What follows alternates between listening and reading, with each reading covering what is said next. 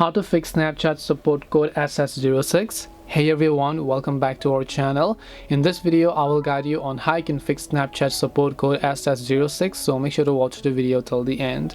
In order to fix Snapchat support code SS06, first of all you have to understand what this issue is related to.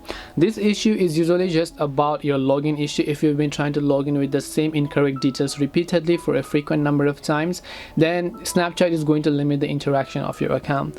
Now in order to fix this, there are a couple of things that I want you to do. Of course, first of all, you can just try long pressing the Snapchat app icon, tap the I button in order to come to the app info page, and then you want to simply go to storage and then make sure to clear the cache and go to manage storage and make sure to clear the data. Once you've done that, you want to make sure that you have entering your correct credentials, and even after that, if it doesn't help you solve your problem, what I'd recommend you do is you simply try to switch your mobile network. So if you're using Wi-Fi, try to switch your cellular data. If you don't have cellular data, you can try using a VPN right from your Wi-Fi. The reason I'm telling you this is that when you switch your network, it's going to change the IP address and it's going to let Snapchat figure out that it's a new person trying to log in and not the same old person from the same old device.